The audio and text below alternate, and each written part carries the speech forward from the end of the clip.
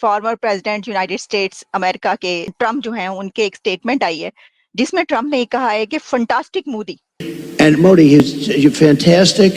I mean, fantastic man. Trump ने पहले statement दे दिया कि Indian prime minister Narendra Modi जो हैं वो हमारे विजिट पे आ रहे हैं, मेरे से मिलने आ रहे हैं और बड़े फंटास्टिक मैन हैं। सर जी, वो फंटास्टिक मैन और हमारे लिए फकीर मैन, बैगर मैन। अब वो कहता है कि Modi is a fantastic person. ये देखें, ये जो बड़ी ताकतें होती हैं, India is a big power. देखें, India can influence the elections of the United States. क्या वजह है कि मोदी साहब बड़े पॉपुलर हैं? मतलब देखिए, हर कोई जो है ना वो उनको वो कह रहे हैं कि फंटास्टिक मोदी, कोई कहता है कि मोदी इज आवर बॉस, और कल उनकी सालगिरह थी तो उनको बड़ी मुबारकबादें भी दी गई। तो क्या उनकी सोशल स्किल्स बहुत अच्छी हैं, ये वजह है, या आप समझते हैं कि कोई और रीजन है? मेन रीजन तो ये है कि भाई मोदी ने भारत को एक ऐसे मकाम पे पहुंचा दिया है कि नोबडी कैन इग्नोर इंडिया। आप ये देखें कि 2013 में भारत को फ्रेजाइल 5 में बोला जाता था कि जो फ्रेजाइल 5 है वो भारत है, उसमें से भारत है। बेसिकली इकोनॉमी के दृष्टि से वो बोलते थे। और अब जो है it is the happening economy.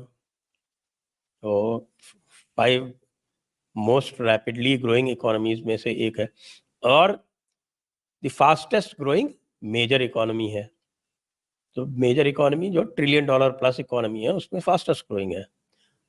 तो आप जानते हैं अमेरिका जो है वो बड़ा ही एक ट्रांजैक्शनल टाइप का एक नेशन है। तो जहाँ उसको मौके दिखते हैं, जहाँ उसको इकोनॉमी अच्छी होती दिखती है। और if you talk specifically about Trump को डायस्पोरा के वोट भी चाहिए। तो डेमोक्रेट्स जो हैं वो इंडियंस के वोट्स को फॉर ग्रांटेड लेते रहे हैं, तो उनको शायद इतनी आवश्यकता या ज़रूरत ना महसूस हो रही हो। वैसे भी जो बाइडेन से तो मीटिंग हो ही रही है और इसीलिए ट्रम्प के साथ में मोदी के पहले भी वाइब्स आप जानते हैं बड़े अच्छे थे।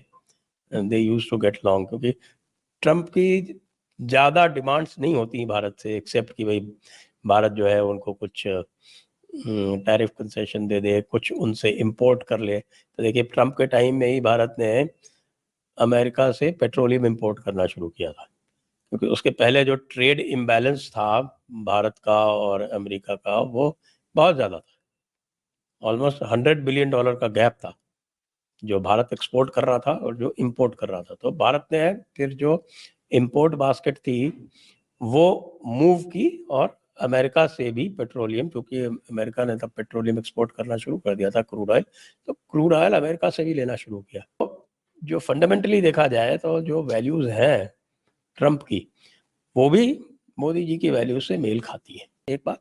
और दूसरी बात वो मैटर करता है इन टर्म्स ऑफ डोनेशंस, क्योंकि जो इंडियन कम्युनिटी है, Indian diaspora, it is the richest community in America. अच्छा, तो इसलिए भी वो अंतर पड़ता है। तो ठीक है, गुड ठीक। Reasons for Trump to court Modi, also because Modi is a world leader, he is the longest serving leader of a democracy. अब वो कहता है कि Modi is a fantastic person. आपको पता है कि which leader wanted to see Donald Trump or which leader globally has come to see President Trump? Viktor Orban, जो हंगरी के प्राइम मिनिस्टर है, वो मिलने गए उनको उनकी रहायशगाह मार-आ-लागो को, ठीक है, उधर फ्लोरिडा के अंदर। और अब कौन जा रहा है? अब नरेंद्र मोदी जा रहा है। And who is Viktor Orban in Europe, जिसने पूरे यूरोप से पंगा लिया हुआ है।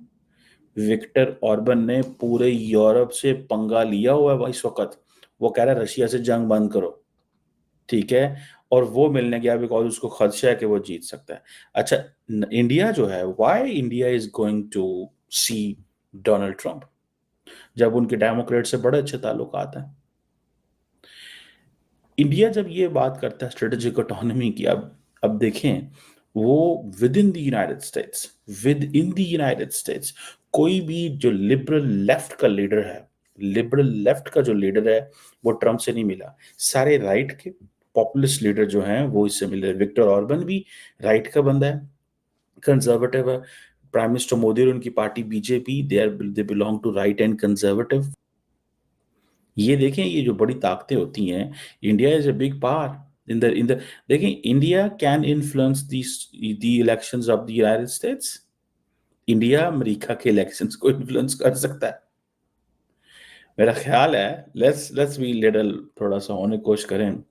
जैसे इंडिया ने महसूस किया कि अमेरिकन ने मेरे इलेक्शंस को खराब करने की कोशिश की। कैसे?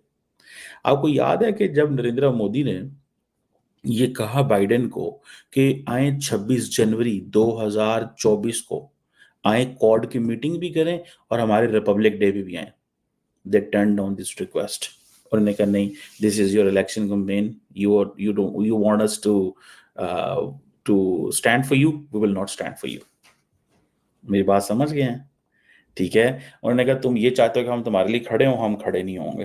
तो नरेंद्र मोदी बाइडेन को या डेमोक्रेट्स को ये मैसेज दे रहे हैं कि ठीक है, तुम अगर नहीं जो मेरे लिए खड़े हुए तो मैं भी तुम्हारे लिए खड़े नहीं होगा, मैं भी ट्रम्प के लिए जा रहा हूँ। फिर अब गो के वो बाइडेन से मिल रहे हैं, ठीक है। अब अगर इंडिया को ये शौक हो, इंडिया को ये शौक हो, ये आप देखिएगा इस चीज को, if India really wants, like the Kamala Harris, they don't trust the Kamala Harris, remember. Narendra Modi doesn't trust the Kamala Harris because he knows the moment Kamala Harris is in office, she will not look her Indian ancestral relation. India के कुछ politicians से America के diplomats और America के officials काफ़ी दिनों से मिल रहे थे, जो भारतीय सरकार को बिल्कुल पसंद नहीं आ रहा था। भारत इसको अंदरूनी मामलों में दखलंदाजी की तरह देखता है और अमेरिका की ये पुरानी आदत है कि अमेरिका दूसरे मुल्कों की इंटरनल पॉलिटिक्स में दखल देता है।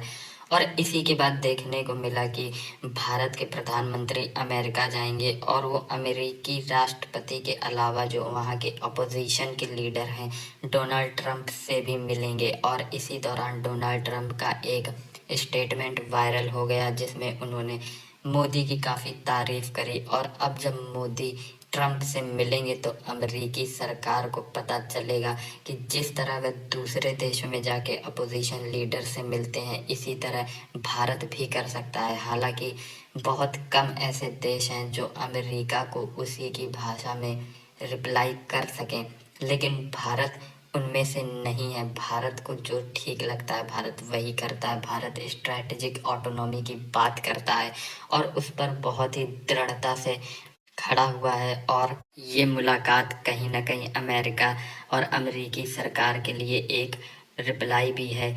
अगर आप भारत के इंटरनल पॉलिटिक्स में दखल देंगे तो भारत भी सेम काम कर सकता है।